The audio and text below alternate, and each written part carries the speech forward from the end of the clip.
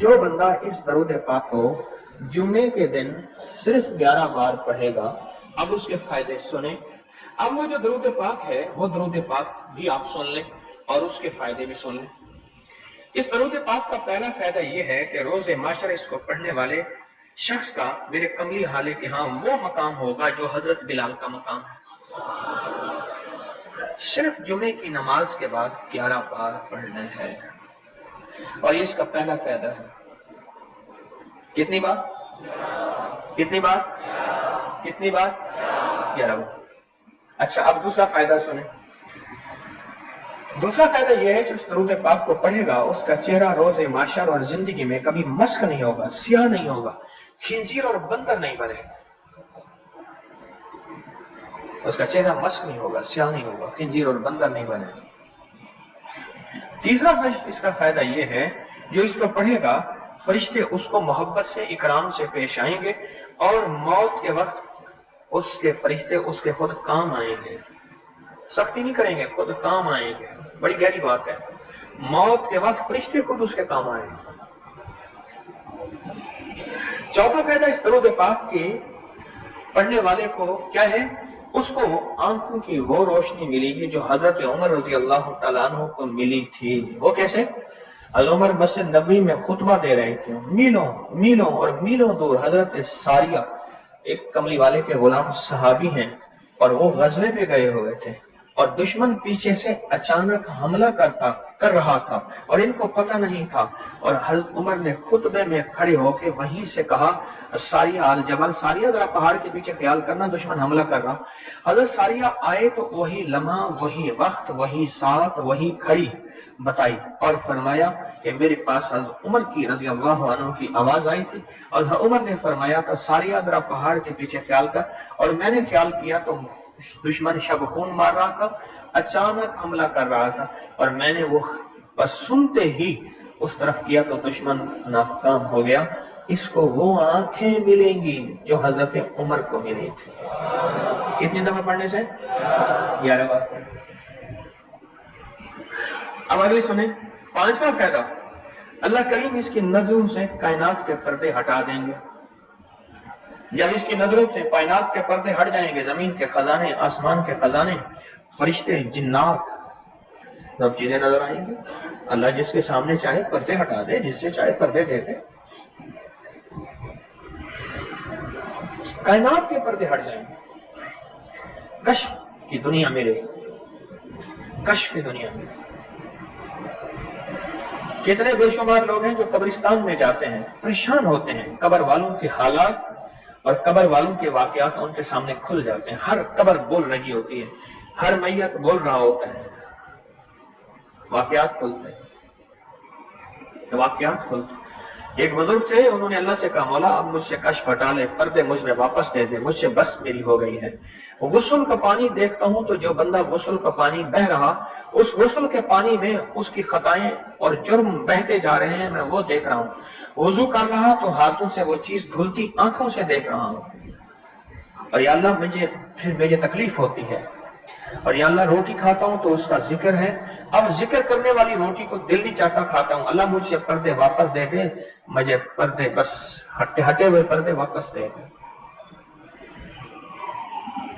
چھٹا فائدہ یہ ہے کہ کشف کی صلاحیتیں اللہ اس کو عطا کریں گے، اور کشف دل کی دنیا کو جاننا، قبر کی دنیا کو جاننا، پرندوں کو بولیوں کو جاننا، پرندوں کی حرکات سکنات کو جاننا، پرندوں کی دنیا کو جاننا، جانوروں کی دنیا کو جاننا، جانوروں کے نظام کو جاننا، کیونکہ ہر پرندہ، ہر جانور جو بولتا ہے وہ اللہ کا ذکر ہوتا ہے۔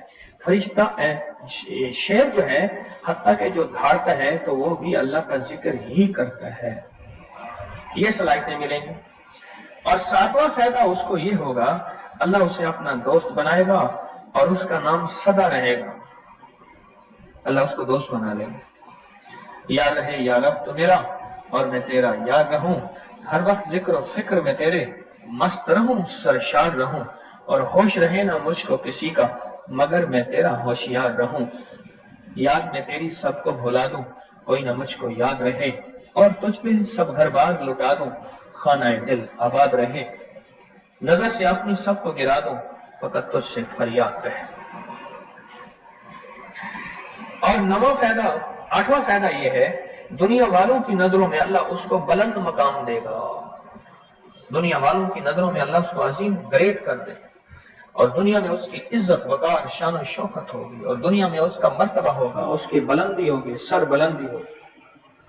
اور نواں فائدہ اس کا یہ ہے، اس کی نظریں وہ دیکھیں گی جو کوئی دیکھ نہ سکے گا، وہ ملے گا جو کسی کو ملا نہیں۔ اب بتائیں، اس کی نظریں وہ دیکھیں گی جو کوئی نہیں دیکھ سکتا، اور اس کو وہ ملے گا جو کسی کو نہیں ملا۔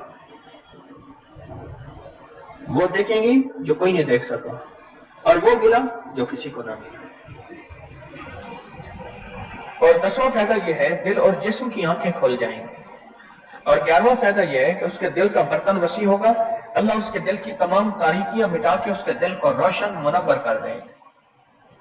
اور 12واں فائدہ یہ ہے، اللہ اسے مخلصین میں اٹھائے گا، مخلصین علی الدین، اللہ مخلصین میں اٹھائے گا۔ اور پتہ مخلصین کون ہوں گے؟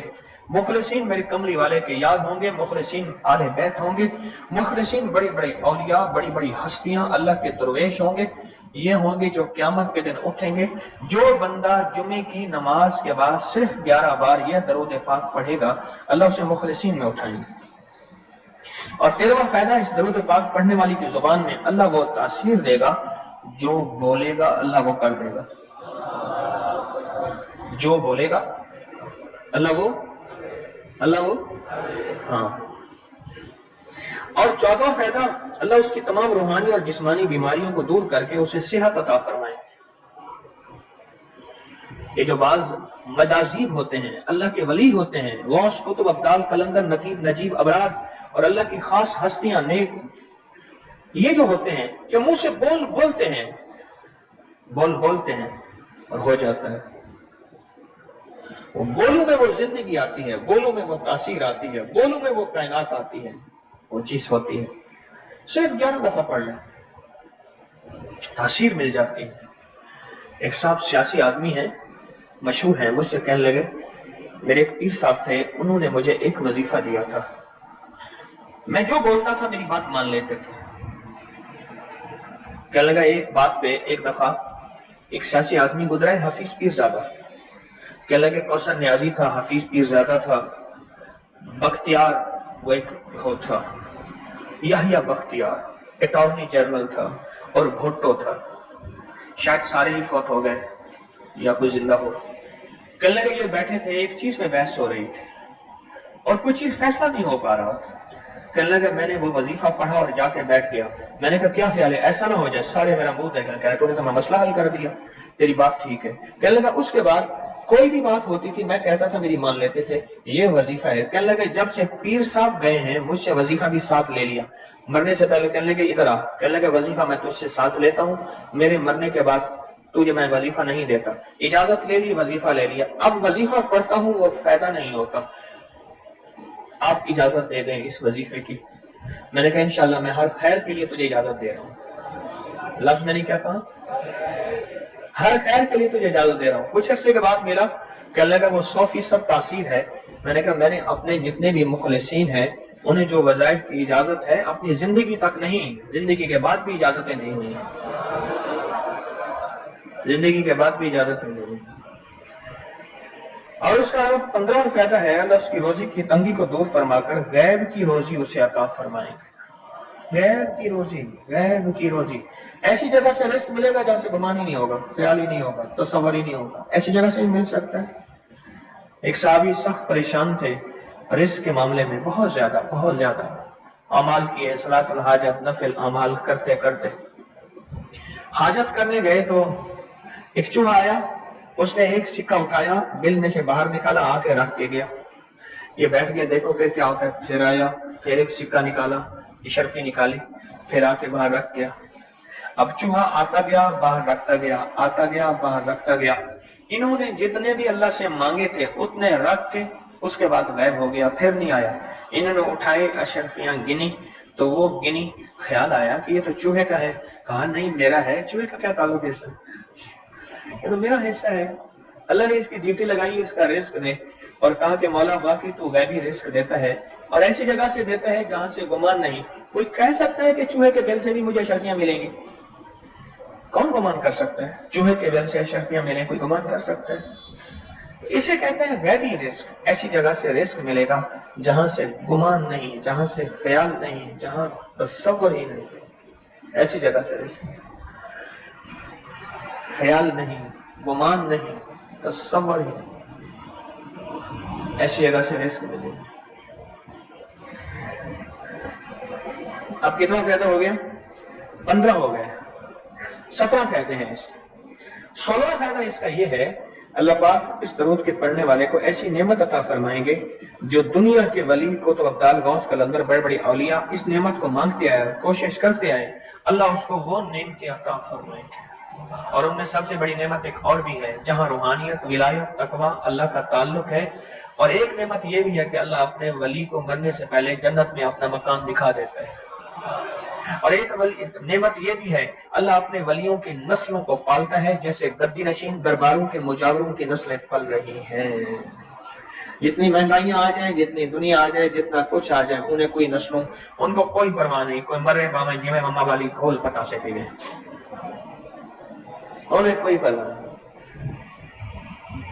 اللہ پاک اس کو وہ عطا فرمائیں گے جو بڑی بڑی ہستیوں کو ملا، اور یہ اللہ پاک اس حالت میں موت دیں گے کہ اللہ اس کے دل کو سیاہیاں ختم کر کے، گندگیاں ختم کر کے، حتیٰ کہ بری عادات اور تنہائیوں کے عیب، گناہ، بدبختی، شقاوت صاف کر کے اللہ پاک اسے اپنے پاس اس وقت تک نہیں بلائیں گے جب تک کہ یہ صفائیاں نہیں ہوں گی۔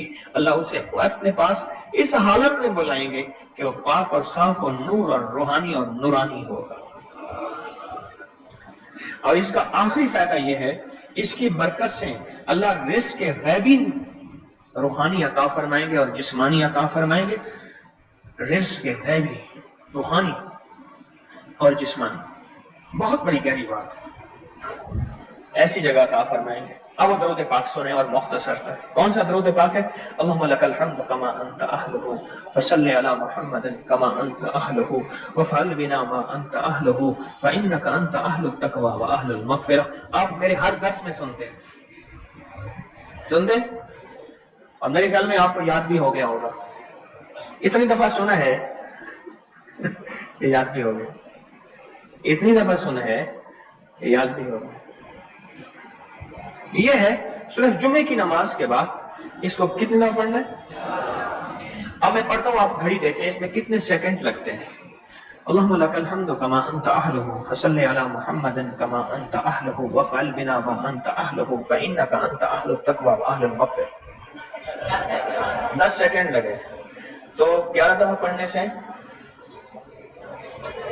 110 سیکنڈ ہے، ایسے 1 منٹ 10 سیکنڈ، 1 منٹ ایسے 2 منٹ، آپ بولے 2 منٹ۔ ہم عموماً کہتے ہیں بس 2 منٹ میں آیا، 2 منٹ 2 منٹ 2 منٹ 2 منٹ کہتے ہیں نا، ہم ہماری زبان میں ایک لفظ استعمال ہوتا ہے 2 منٹ۔ 2 منٹ کے اندر کام ہو گیا اللہ کی مہربانی سے۔ 2 منٹ۔ اب بولو، اگر یہ کوئی بندہ صرف 2 منٹ کا یہ لفظ یاد کر لے اور جمعے کے بعد صرف 2 منٹ کے لیے بیٹھ کے اس کو 11 دفعہ پڑھ لے، کمال ہی کمال ہے۔ اس ویڈیو کو لائک اور شیئر کریں، اب کریں یوٹیوب چینل کو سبسکرائب کریں اور روزانہ زیادہ سے زیادہ سبسکرائب کروائیں۔ آپ دوسروں کے لیے صدقہ جاریہ بنیں گے، اللہ پہلے آپ کے دکھ ڈالے گا۔